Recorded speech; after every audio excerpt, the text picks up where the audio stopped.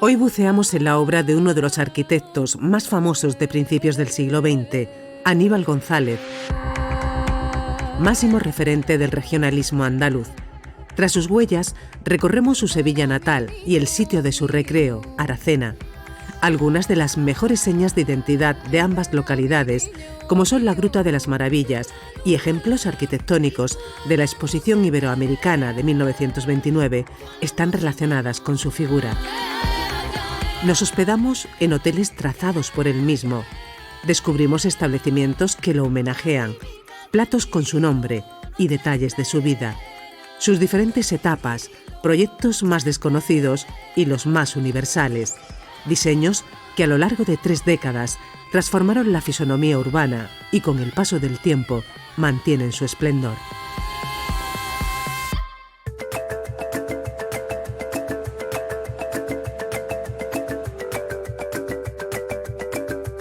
Iniciamos nuestra ruta bajo la mirada de la catedral más grande de España, Santa María de la Sede, testigo de todos los episodios claves de la historia de Sevilla.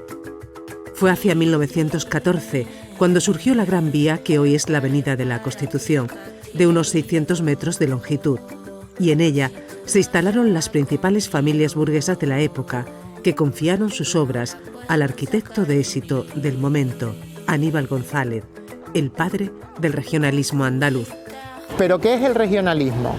El regionalismo es un estilo que aparece sobre todo en el sur de la península ibérica como una variante del historicismo. Durante el siglo XIX y principios del siglo XX, los arquitectos se van a dedicar a rebuscar en la historia los elementos que hablen de la identidad de los pueblos. En Andalucía se van a buscar esos estilos históricos que nos diferencian: el mudéjar, el renacimiento y el barroco. Y Aníbal González sabrá sintetizar todas esas influencias históricas con el carácter andaluz. Y de hecho le apodaban el duende, porque él era bajito, callado y también por esa magia que tenía a la hora de hacer su arquitectura.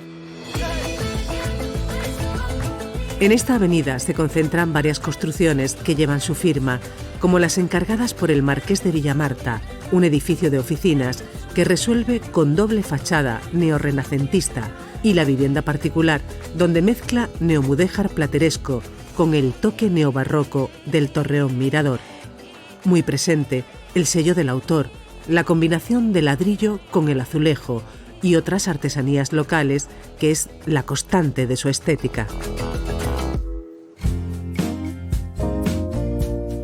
También hay obras suyas al otro lado de la catedral, en Mateos Gago.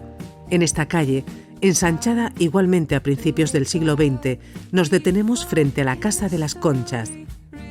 Fue encomendada por Dolores Martínez y en ella podemos contemplar otra de las técnicas que desarrolla nuestro protagonista con su material fetiche, el ladrillo tallado. El ladrillo tallado lo que hace es dignificar un material normalmente pobre, que es el ladrillo, tratándolo como si fuera un material noble, la piedra. Es una técnica muy típica del barroco en Sevilla y en sus alrededores, con ejemplos como en Écija, en Osuna, Fuentes de Andalucía, etc. Y en realidad en esta casa no hay ninguna concha, pero se debe su nombre a la similitud de su decoración con la Casa de las Conchas de Salamanca. Son florones, animales fantásticos, o también, por ejemplo, en la parte superior encontramos una decoración como muy calada con flores de lis.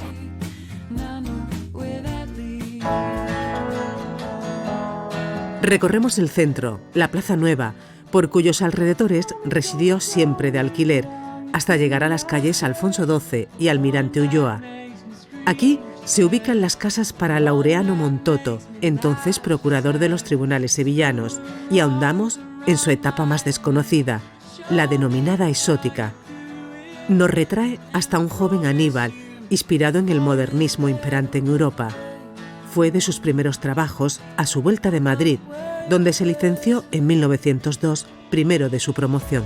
Allí realizará algunos proyectos patrocinados por su primo, Torcuato Luca de Tena, que fue dueño de uno de los principales diarios de la ciudad de Sevilla. Comienza su carrera profesional, imbuida del estilo modernista. Vemos que es una decoración muy exuberante. Sin embargo, Aníbal González, en la memoria de este edificio, afirma que hace un edificio con una decoración muy sencilla. Los dragones que sostienen el balcón principal y esas rejas con esas flores al latiguillo. En la campana realizará uno de sus primeros proyectos en clave modernista, un gran café cuya seña de identidad era esta gran cristalera y chapitel que organizaba la esquina. Es una de las estampas de la primera mitad del siglo XX en Sevilla. Llegados a la campana, sí que puede verse en pie esta edificación justo posterior que hizo bajo petición del promotor Manuel Nogueira. Fue un punto de inflexión, dejaba atrás el modernismo para zambullirse en el historicismo, en el neomudéjar, con el que encabezó el regionalismo. De relieve, su preocupación por las soluciones de esquina y los evidentes aires árabes, exhibiendo todo un catálogo de elementos hispano-musulmanes.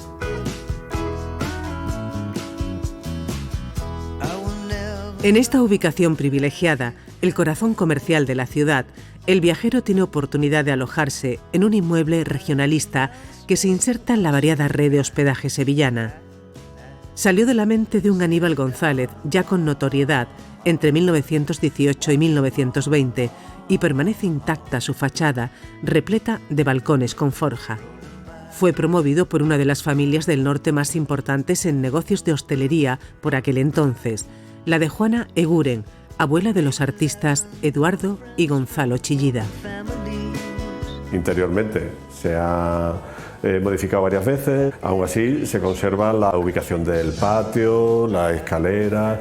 Esto originalmente estuvo concebido como hotel, con lo cual prácticamente el uso es muy similar, mantiene un poco intacto el espíritu. Si subimos a la azotea del edificio, contamos con una pequeña piscina y un solarium. Vemos que cierra la fachada del edificio los pináculos que son de ladrillo visto y estamos en una calle, la calle Martín Villa, en la que estamos rodeados de arquitectura regionalista. Si miramos hacia el este, tenemos una arquitectura más contemporánea, las setas, y desde las habitaciones que dan a la fachada sur, pues se puede ver la Catedral, la Giralda, la Plaza del Salvador. Estamos en pleno centro de Sevilla. En dirección al Guadalquivir, pasamos por la Real Parroquia de Santa María Magdalena, donde se casó con Ana Gómez Millán, con la que tuvo 8 hijos, y pertenecía a una de las sagas de arquitectos más reconocidas de Sevilla. A pocos metros ya del río, localizamos un histórico edificio con su marca. Alberga una escuela de hostelería y uno de los sofisticados restaurantes que son tendencia en la capital. Fue proyectado en la segunda década del siglo XX para ser la sede de la Asociación Sevillana de Caridad, que tenía como fin mejorar las condiciones de pobres e indigentes. En la Reforma se respetó fielmente su diseño, donde prevalecen las líneas rectas y se reducen al mínimo los alardes ornamentales.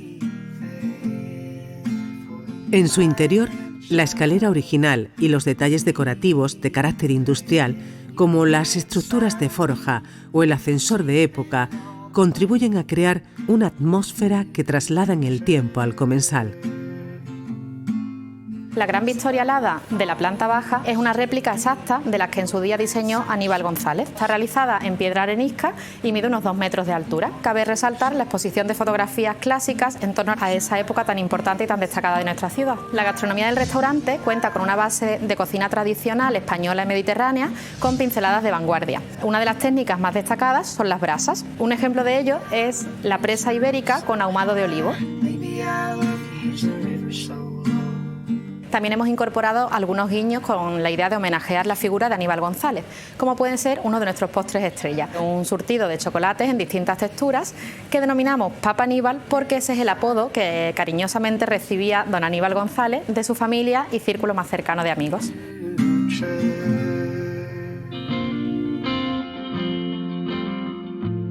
Cruzamos el puente de Isabel II, uno de los más vetustos de España en hierro fundido. Se conoce como el Puente de Triana. Da la bienvenida al carismático barrio la Capilla del Carmen de Aníbal González, un testimonio religioso que da cuenta de la diversidad de proyectos que abordó. Esta obra de madurez, en colaboración con el ceramista Emilio García García, vino a reemplazar en 1928 al templo derribado 10 años antes con la ampliación de la calle. Acoge una de las devociones más viejas de Triana, de tradición marinera, y su cerámica, que recubre la cúpula, los remates del templete y del campanario brilla con luz propia.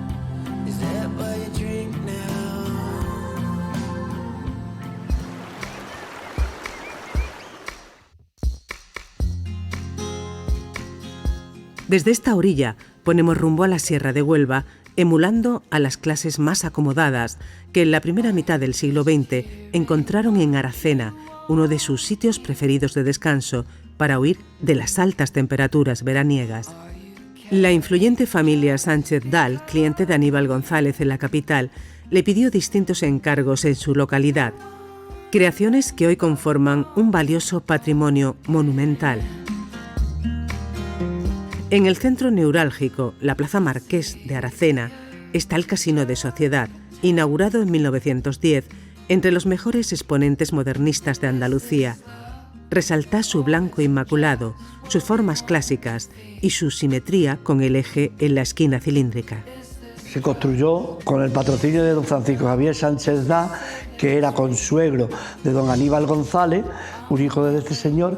Estaba casado con una hija de don Aníbal. Queda original, los techos de madera, las escayolas, las escaleras y todo el herraje del edificio. Antiguamente era el lugar de encuentro, se reunían todos los propietarios de fincas para hacer tratos de toda la venta de animales. Tenía y sigue teniendo un salón de juego, un salón principal con la gran vidriera que da a la Plaza Marqués de Aracena, y la cúpula hubo que quitarla, se le pone un tejado con una pendiente bastante pronunciada, con teja árabe.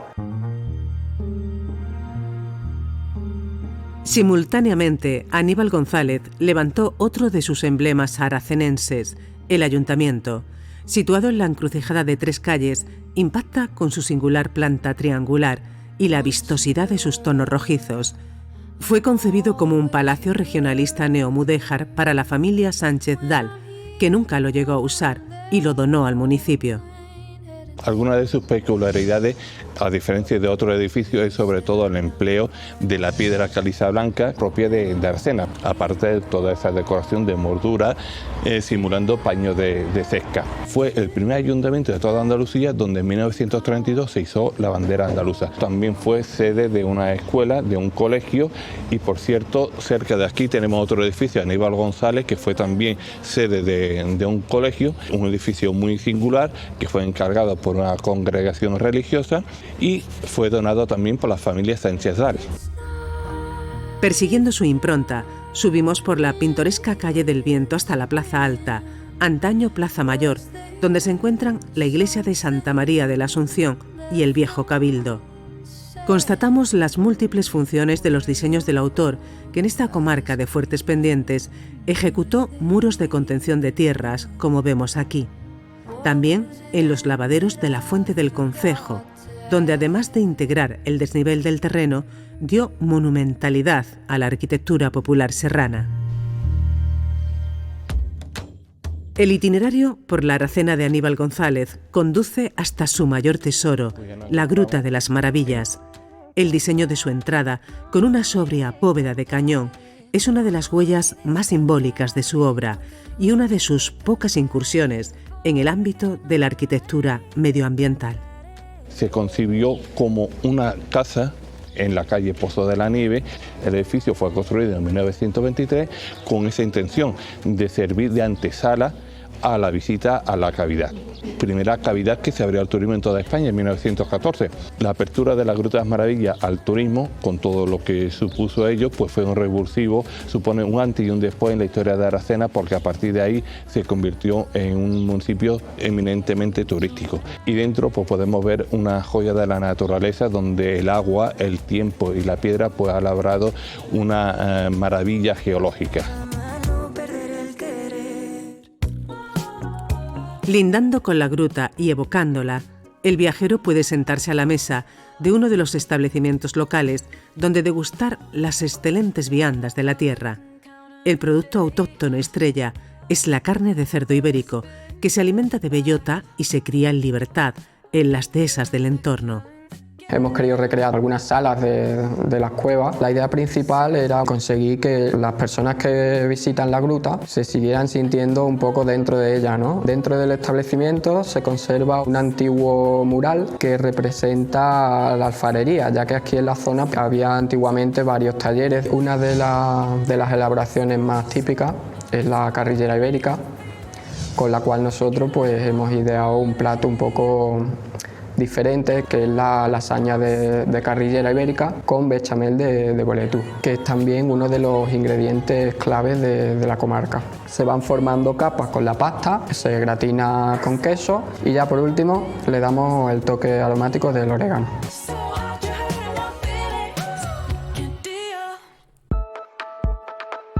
Nuestra última parada en el término se distancia del casco urbano apenas un centenar de metros por la carretera que va a Lájar.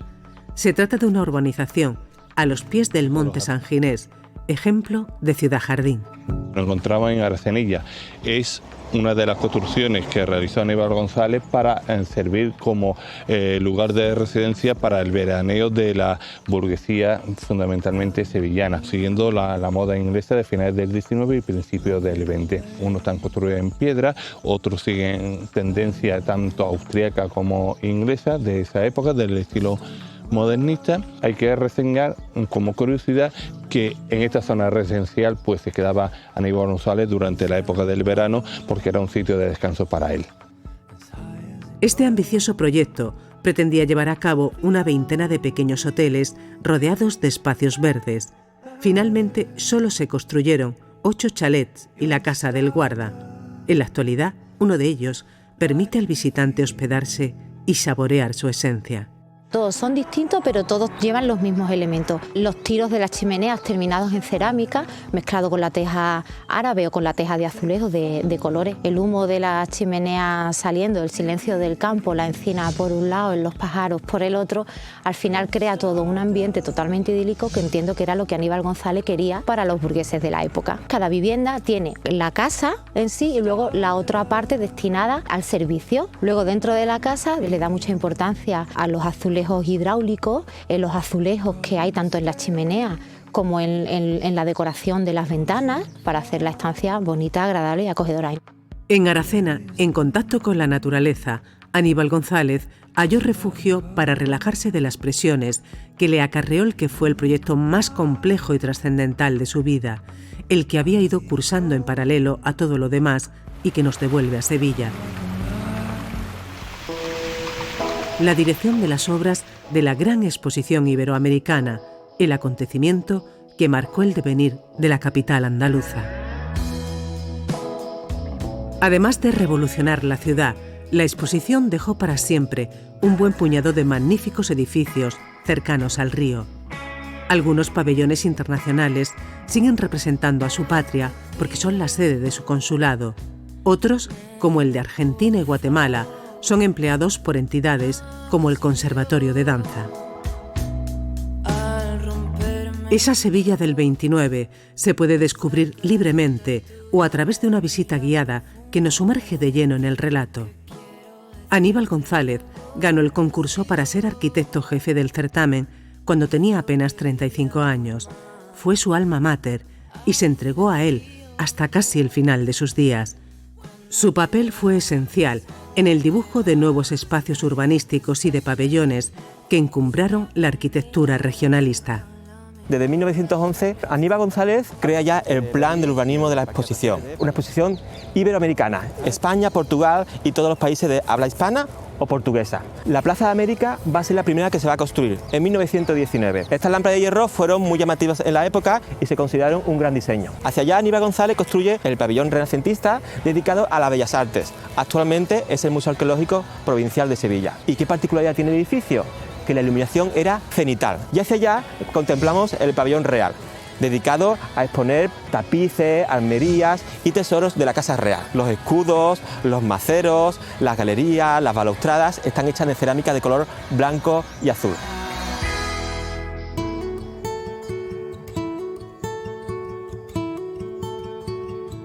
Completa la gama de estilos el despampanante pabellón mudéjar que se destinó al arte antiguo y actualmente cobija el Museo de Artes y Costumbres Populares.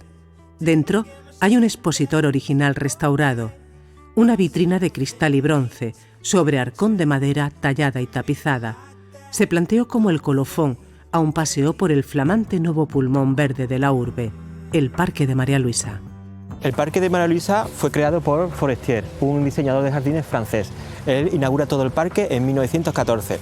El concepto era un parque literario. Tenemos la glorieta de Dante, de Becker, eran los autores más famosos de la época. Esta glorieta de los Álvarez Quintero la crea Aníbal González, pero esta inauguración no vino su arquitecto. Mientras va avanzando los años, especialmente los años 20, tiene discrepancias por los presupuestos de los edificios y porque las obras nunca acababan. La fecha de la inauguración de la exposición se fue retrasando. Aníbal González empezó a tener diferentes problemas. Finalmente, en 1926, dimite.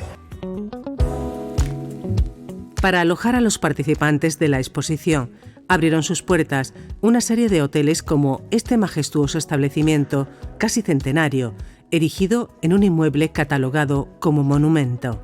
Tras su fachada neoclásica, perviven las mismas escaleras con columnas de mármol que subieron los viajeros llegados de todas partes del globo. Y tiene vocación de museo, no en vano, custodia auténticos tesoros.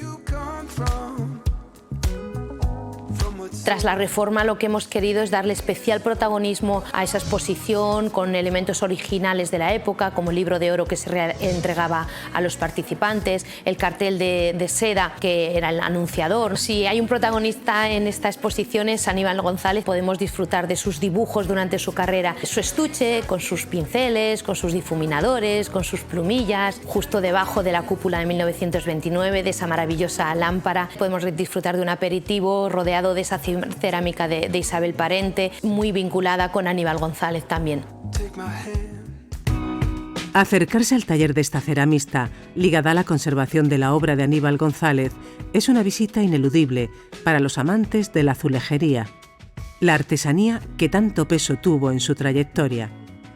Se encargan de restauraciones y reposiciones arquitectónicas, tanto en este estudio como in situ de villas y edificios muy emblemáticos. Eso nos tiene en un continuo contacto con la cerámica de Aníbal, porque evidentemente Sevilla es un museo al aire libre de cerámica de la época, ¿no? A la hora de restaurar la pieza, pues tiene una limpieza muy exhaustiva. Trabajamos la zona que hay que intervenir, la zona donde hay falta de vidrio o falta de pasta de barro. Para la reposición de piezas hacemos un estudio previo de policromía, un estudio de ornamentación, de dibujo y composición. La joya de la corona del viaje es la Plaza de España, la obra cumbre de Aníbal González. El pabellón que representó a nuestro país fue el más costoso del evento y llegó a aglutinar a más de 1000 empleados al unísono. Se empezó en 1914 y se acabó 15 años después, con una superficie total de 50.000 metros cuadrados, casi 200 metros de diámetro y forma semielíptica. Se considera el espacio más espectacular de la arquitectura regionalista. España está como los brazos abiertos hacia el río Guadalquivir como símbolo del vínculo con América. Cuenta la historia de España, una escena histórica de cada provincia, con los bancos de cerámica. El artesonado de las galerías recuerda al artesonado mudéjar. La Torre Norte, por ejemplo, pues vemos que es una mezcla de arte renacentista, barroco. Mide 75 metros porque el comité de la exposición quería que la Giralda se quedara como la torre más alta de la ciudad. Desde el principio, Aníbal González quiere una ría. De hecho, esto también le va a llevar muchas discusiones por el tema de cómo hacer llegar el agua hasta aquí.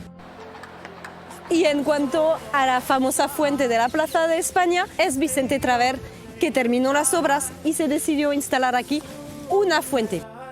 Una plaza de cine, escenario de rodaje de numerosas películas que parece admirar con nostalgia a su artífice. Este monumento en bronce, que recuerda su persona y su carrera, se tituló Reencuentro, porque reunía de nuevo al arquitecto con su magna empresa. Imaginaos, en mayo de 1929, la inauguración, todos los oficiales reunidos y por supuesto el rey y el público en las galerías, pero Aníbal González no está presente. De hecho, 22 días después de la inauguración, Aníbal González se muere. Está enfermo, arruinado, un drama. Comenzaba la exposición de Sevilla cuando terminaba la vida de su arquitecto. Era un arquitecto muy querido por la ciudad y los sevillanos se despidieron con muchísima pasión de su arquitecto. Se marchó con el sueño de una colosal basílica sin cumplir, pero un prolífico legado que supera con creces el centenar de edificaciones, incluyendo este bien de interés cultural, en el podium de los más visitados del mundo.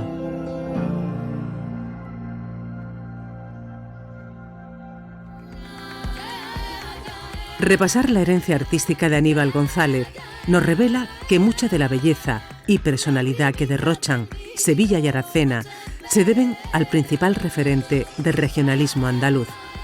Viajar a esos lugares en los que vivió y por los que se desvivió permite al visitante deleitarse con impresionantes paisajes urbanos de ladrillo, forja o azulejos, materiales que combina magistralmente y que son el sello de una arquitectura que modificó para siempre la piel de las ciudades en las que dejó su impronta.